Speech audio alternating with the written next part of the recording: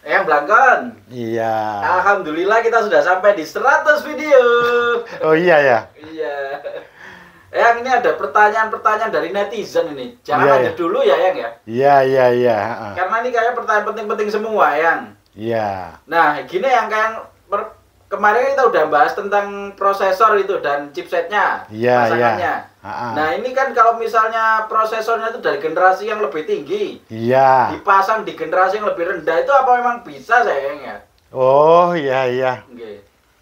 Kalau yang demikian ini ada yang bisa, ada yang tidak. Nah ini kan yang sebelum ini kan sudah kita bahas itu. Ada yang bisa langsung dipakai dan ada yang tidak kan. Oke. Ya. Contoh kalau kayak ini nih. Ini yang generasi 8, generasi 9. Ini kan bisa langsung dipakai nih. Ya. Iya. Yang itu juga. Tapi yang lainnya kan nggak bisa. Harus update BIOS dulu kan begitu. Saya punya pengalaman itu yang Iya. generasi 9 ya, Core i5. Iya, ya. Saya pasang di H310 itu ya. Ini. Iya. Bisa tapi kok kayaknya apa VGA internalnya nggak bisa itu. Oh ya, ya itu yang dimaksud ya. Jadi kayak begini, kalau dari generasi yang lama, kemudian kita pakai chipset yang untuk generasi sebelumnya, Iya. itu ada yang bisa langsung memang ada, karena chipsetnya memang sudah di set untuk bisa cocok ke dua generasi itu, ya. Tapi ada pula yang enggak. Jadi dia perlu update BIOS dulu, Oh. update BIOS. Jadi misalnya ini H310 ya tadi ya. Iya benar. Nah, ini digunakan untuk yang generasi 9. Iya, iya benar. Ya memang bisa, tapi harus update BIOS. Soalnya nanti kalau nggak update BIOS, pasti ada sesuatu yang nggak benar, seperti itu. Ya, jadi makanya kita harus perhatikan. Kan sebuah teori kan begini, toh. Setiap perangkat keras itu didesain hanya kompatibel dengan perangkat keras tertentu. Iya. Jadi ini didesain hanya cocok untuk prosesor-prosesor tertentu. Kalaupun dia di luar prosesor itu pasti nanti ada syarat tambahan. Contohnya ini memang didesain untuk Coffee Lake. Ternyata ini juga bisa untuk Coffee Lake refresh, namun harus update BIOS lah. Pasti ada persyaratan-persyaratan berikutnya kayak begitu. Paham di sini. Iya. Belum saya update kemarin tuh yang Iya. memang mau beli yang B365 agak mahal. Ya betul. Ya, ada lagi. Iya yang terus kalau efeknya apa kira-kira yang kalau misalnya pasangannya nggak tepat tadi itu ya? Oh ya, ya, ya. Ini begini ya. Rasanya dulu pernah kita bahas itu ya. Tapi dia di sistem chipset dan untuk prosesor yang model lampau, yang kuno itu, yang apa konvensional, ada not bridge pernah itu kalau nggak salah ya. Oh sama berarti ya? Iya sama sebetulnya. Jadi dulu itu adalah dasar, di mana itu berlaku sampai untuk sekarang. Oke, kita ulang aja ya. Iya. Begini ya. Intel jadi perusahaan yang pembuat chipset dan prosesor ini ya. Iya. Pernah mengatakan seperti ini, coba cari di datasheetnya ya, kalau belum dihapus ya mungkin begitu ya, cari itu akan ketemu, itu ada pernyataan begini ya, unsupported processor can result in improper operation or damage to the desktop board or processor or reduce product life. Nah itu pernah saya ungkapkan. Sampai hafal saya dengan itu. Iya, iya. Ya karena berkali-kali orang mengalami kasus di situ. Apa sih artinya? Begini loh.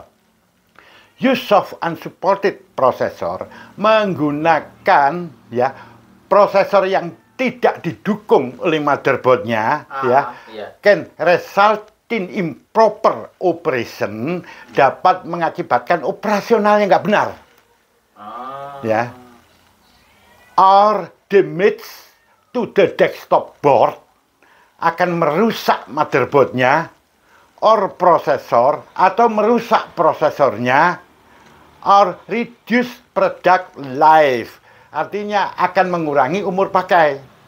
Jadi kalau kita memasang di sini ya, contohnya kayak begini, prosesor kita pasangkan pada satu motherboard yang sebetulnya bukan pasangan yang tepat ya. Itu akan mengakibatkan 4 kemungkinan. yaitu tadi can result in improper operation, akan mengakibatkan operasional yang tidak benar, seperti yang Anda katakan tadi. Iya, bener ya. Ya, hang atau ada driver yang nggak masuk, macam-macam lah. Betul, Ya. betul. Kemudian di situ or damage to the desktop board itu bisa merusak motherboardnya. Lah ini yang banyak terjadi di situ. Akhirnya merusak motherboardnya gitu, ya. Iya. Or prosesor atau merusak prosesornya sendiri. Or reduce product life ini yang paling banyak terjadi, yaitu mengurangi umur pakai.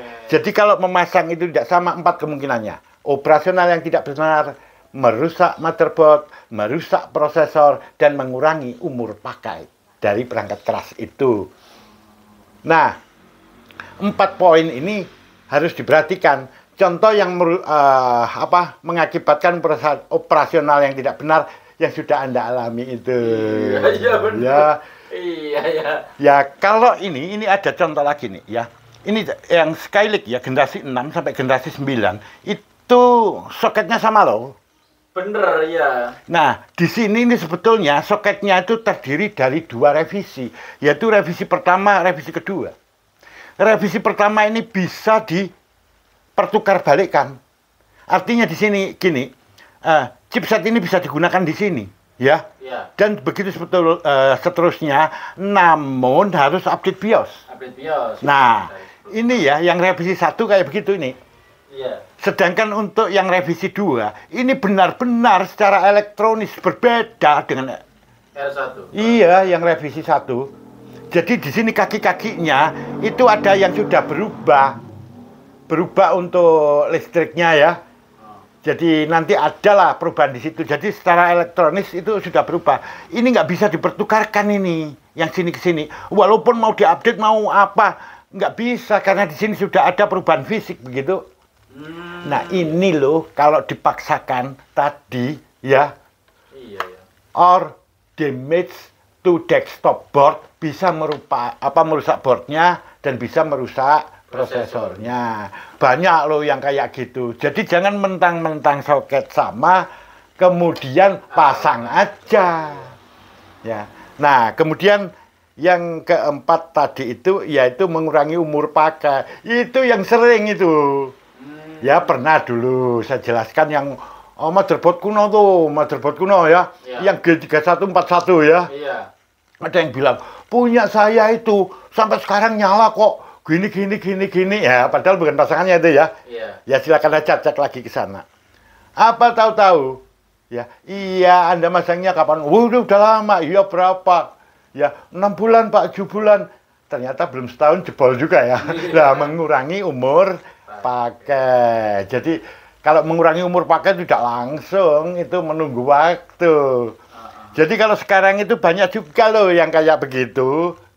Jadi orang-orang ya ketika dikasih tahu, oh punya saya tuh sudah beli 3 bulan lalu nggak apa-apa, begitu ya. Ya iyalah, ya. Tapi nanti lihat itu belakang hari, ya harusnya kayak gini ya. Ada loh motherboard garansinya sampai 3 tahun. Ya, prosesor ada yang 3 tahun, Intel itu 3 tahun ya. Tapi nyatanya apa? Belum 3 tahun juga sudah rusak. Padahal kalau garansi itu 3 tahun, bukan berarti umurnya dia 3 tahun. Dia bisa puluhan tahun. Itu saya punya Core 3 yang di dalam tuh. 10 tahun lebih kan? Iya. Nah ya, karena kompatibel. Oke ya, di situ jadi saya rasa hal-hal ini paham ya. Paham ya? Ya, jadi jangan memasukkan sembarangan kalau bukan pasangannya.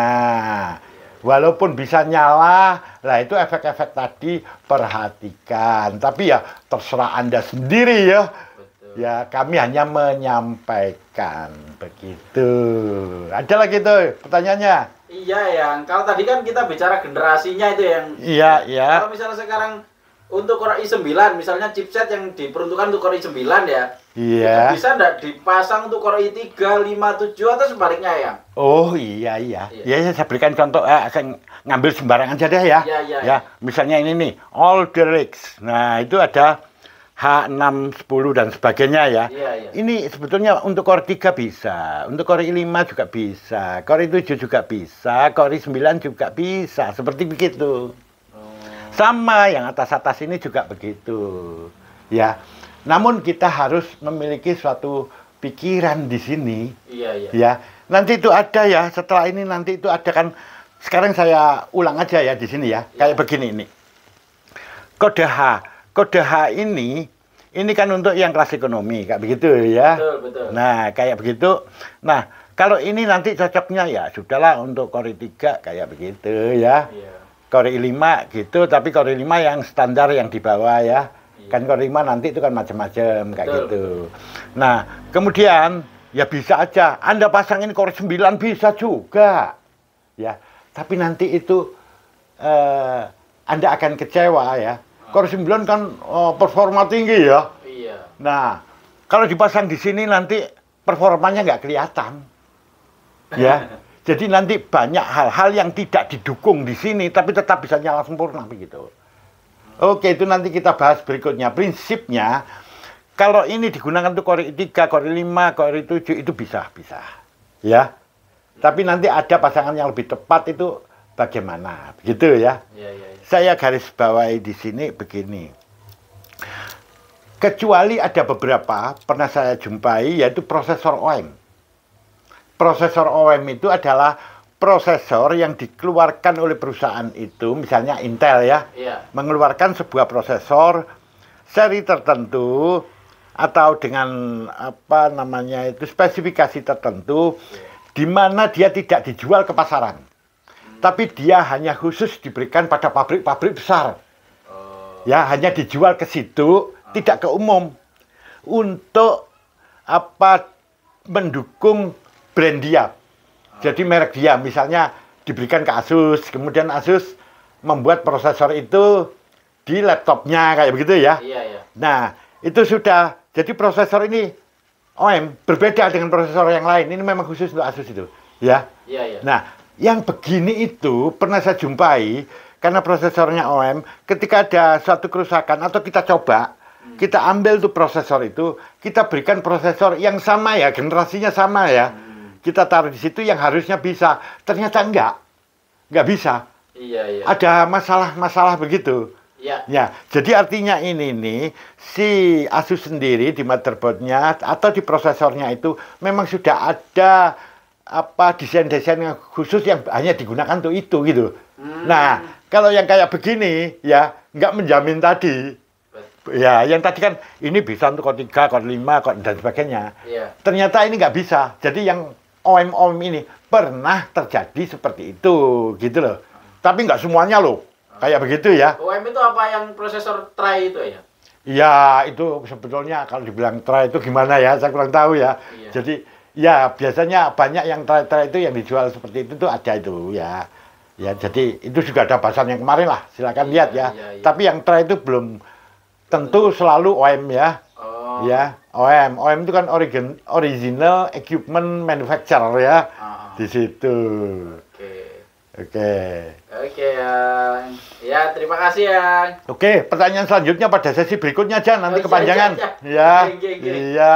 Ini sudah 100 video. Ya. Terima kasih kepada penonton semua yang mendukung kita. Nggih, bareng ya. Bangga.